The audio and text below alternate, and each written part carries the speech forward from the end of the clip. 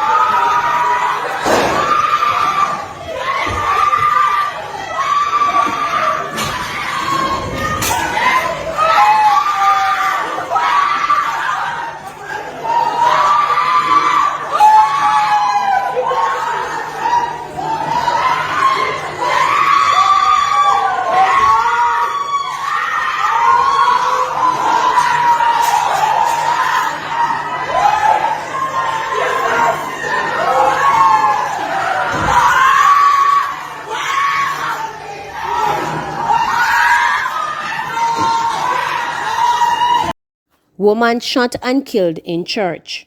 One church member was shot and killed this morning when a gunman entered the Agape Christian Fellowship Church in Falmouth and fired several shots during the usual Sunday morning worship. According to a worshiper, about 10:30 she heard explosions in the building and later saw a woman falling to the ground. We were in the church singing and I heard several explosions and I saw a woman falling to the ground, she said. The woman was taken to hospital where she was pronounced dead. A strong police presence is now at the scene of the incident. The deceased has been identified as Mistress Andrea Lowe-Garwood, NCB Regional Credit Card Officer, late of Lot 347, Stonebrook Manor, Danieltown Road, Trelawney. Mrs. Lowe-Garwood was in church participating in worship, was praying when the shooter who was seated behind her opened gunfire, hitting her multiple times. The shooter is of a brown complexion, about 5 feet 10 inches tall, dressed in a red shirt, was not wearing COVID mask. Woman dead after possible freak motor incident involving lover. A woman died in Lioneltown, Clarendon on Saturday after an unusual incident that may have been a cause of accidental homicide reportedly involving her lover.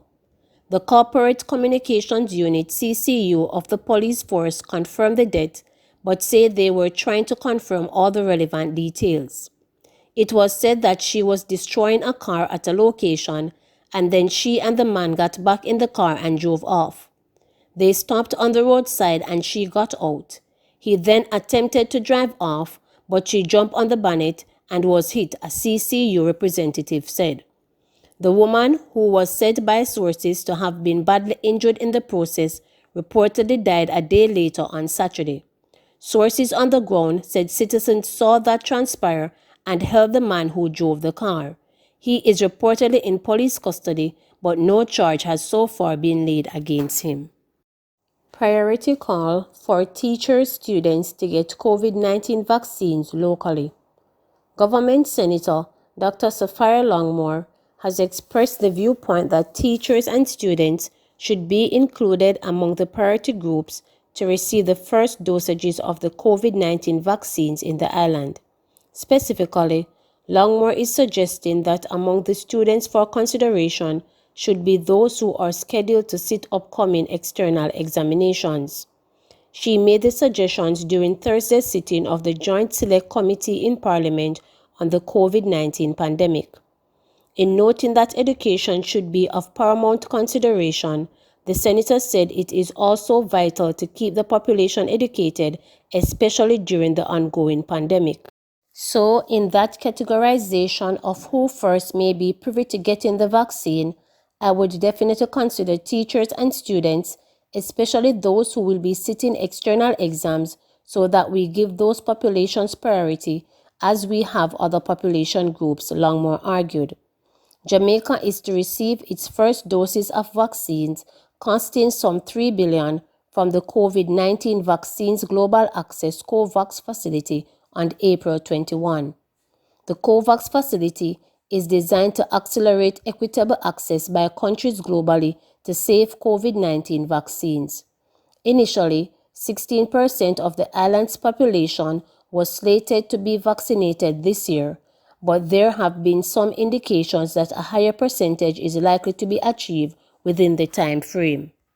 Among those to be vaccinated in the first phase are healthcare workers, persons 60 years and older, elected politicians, including those serving at the local government level, members of the Jamaica Constabulary Force (JCF) and the Jamaica Defence Force (JDF), correctional officers, customs and immigration officers, inmates, and persons living in infirmaries. These groups collectively number some 440,000 persons. Earlier at Thursday's Joint Select Committee meeting, Chief Medical Officer Dr. Mackenzie reminded why those in the categories of vulnerability and high-risk groups are firstly being considered for vaccination. It's not only 16% of persons we intend to vaccinate. What it is that we would want to ensure is that in the first phase of delivery of the vaccine is that we do get the high-risk groups and the vulnerable groups and to ensure that those groups are vaccinated, she indicated. Once it is that we have completed those persons, which put the population on a whole in a good position, because if you know that your vulnerable groups are vaccinated, then certainly you know that your incidence of hospitalization and severe outcomes are going to decrease. And once you're able to vaccinate your healthcare workers, where the risk of exposure is high in a healthcare setting, then you know that you will be able to continue your health services and a lot of the essential services that might have been put on hold because of dealing with COVID, she explains. Meanwhile, Dr. Mackenzie noted that as soon as the first phase of vaccination is near completion, then a determination will be made as to which sectors will comprise phase 2.